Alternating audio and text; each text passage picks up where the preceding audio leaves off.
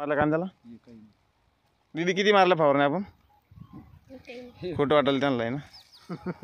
म्हणजे आपल्या कांद्यामध्ये तुम्हाला जे तण दिसून राहिलं ना हे तण आणि हे कांदे हे आपण सहजीवन पद्धतीने याची वाढ केलेली इथं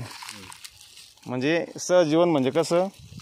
का सगळ्यांना सोबत घेऊन आपल्याला मुख्य पिकाला आपला बिलकुल त्रास नाही आहे कांद्याचा काही अजिबात त्रास नाही मुख्य पिकाला पाणी कमी आहे बरोबर पाणी कमी आहे त्याला उपटायला सहज उपटलं गेलं काल उपटता बहुत झाले एखादी फायदा काय त्रास आहे आपल्याला कांदा माणसांसाठी आता तुम्ही बरं का हाच कांदा एखाद्या चांगल्या प्लॉटवर जा ज्या ठिकाणी तणवीर आहे शेती तणवीर आहे ते एकही तण नाही बिलकुल शेतामध्ये तिथला कांदा पाहून त्याला म्हणतो खर्च किती केला म्हणा आतापर्यंत पाहून याला ही गाणं खाता काय म्हणून लिहून दिलं पाणी कमी पडलं निंदालाच खर्च लय मोठ लागून जातं आता मी काहीच करणार सगळं बायमा सगळं जागेला जिरणार आहे आमचा पूर्ण लगेच आता या स्थानाचा याला या झाडाचं याला काही तकलीफ नाही काय तकलीफ आहे कांदे काय मला सांगा नाही काय त्रास पडले नाही आता कांद्याचं काय आता चालतं बरं बनायच्या आधी कांदे समजा लावले त्यावेळेस नव्हतं ना आपण तणनाशक मारलं त्यावेळेस आपण ग्लायफोसेट मारलं पाठीमागे कांदे लावले तर गोल पण मारला हा त्यानंतर उगलंय हो त्यानंतर उगलंय आता उलट फायदा झाला माझा आता माझं हे जे काँग्रेसचं गवत आहे का हे आता हे पूर्ण स्ट्रॉंग झालं आता याला बी आलं आता मी काय करणार याला आता माझे कांदे काढून घेणार मेंढ्याला सांगणार पाहिजे मेंढ्या फिरव तो काय करणार खाऊन घेणार ही बरंचसं मरून जाणार नाही मेलं मी इथून कापून घेणार इथून कापलं जरी जगलं बी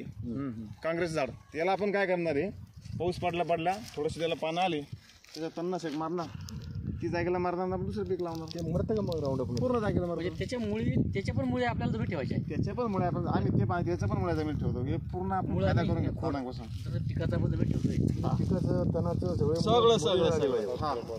वरचा भाग काढून घ्यायचा आता त्याचा महत्वाचा रोल कोणता आहे आता हे झाड आहे आता हे झाड आहे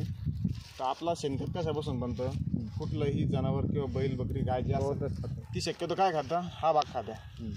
त्याच्यापासून आपलं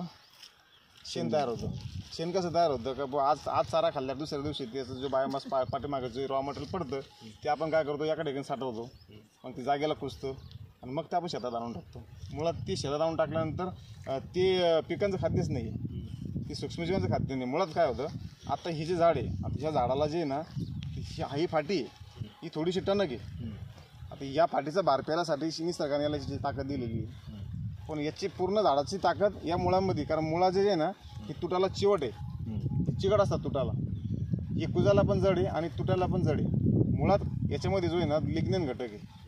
कारण हा जो भाग बनलेला आहे हा सेल्युलोजपासून बनलेला आहे हा बनलेला आहे हेमी सेल्युलोजपासून हा बनलेला लिग्नेनपासून लिग्नेन हा घटक कुजायला जड आहे आणि जेव्हा तुम्ही जमिनीत मुळं कुजतील त्यावेळेस याच्यामधून एक चिकट पॉलिसॅकराइड नावाचा पदार्थ बाहेर निघतो आणि तो मातीला आकार देत चालतो गोल गोल गोळे तयार करत चालतो मातीचा आणि माती आपली हलकी होत चालते वजनाला आणि जमिनीचं कण रचना सुधारत चालते यानं जमीन लवकर वापसर येते अन्नद्रव्याची वाढ भरपूर होती सूक्ष्मजीवांची वाढ भरपूर होती आणि आपली झपाट्यानं पीक वाढत चालते माझं तुम्हाला सांगायचं असं होतं की समजा आता आपल्याला आपण किती माणसं तरी 1 2 3 4 5 6 7 आपल्या 7 जणाला आता घरी चहा करायचा आहे तर आपल्याकडे आता ऑप्शन कोणते चहा करायला एक तर तुमचं ऊसाचं पाचट आहे किंवा मग ऊसाची खोडकी आहे तर 7 जणांचा चहा तयार करायसाठी आपल्याला किती पाचट जावं लागेल जास्त जावं लागेल तरी साधारण एवढं मोठं लागेल पेंडकं एवढं मोठं पाचट आपल्याला जावं लागेल 7 जणांचा चहा करायसाठी तेवढं पाचट जावं लागेल किती वेळा संपून जाईल ते पाचट पेटल्यावर 2 मिनिटात मग आता एवढाच जर आपल्याला जणांचा चहा करायचा आपण त्याच्याकडे एक खोडकी लावली धीरे चालू किती वेळ हे होईल ती किती वेळापर्यंत चालेल ऊसाचं खोडकी त्याला वेळ लागत चहा तर तयारच होईल तुमचा पण तरी जळत राहील ती म्हणजे त्याच्यामध्ये धग देण्याची ताकद जास्त आहे ऊसामध्ये ऊसाच्या खोडकीत तसा हा जितका निब्बर पदार्थ आपण जमिनीत कुजू तितका आपला फायदा ही समजून घेणं गरजेचं आहे म्हणून आपण खोडा आणि मुळं जमिनीत ठेवतो कानाला बी होतच नाही किती होऊ द्या आता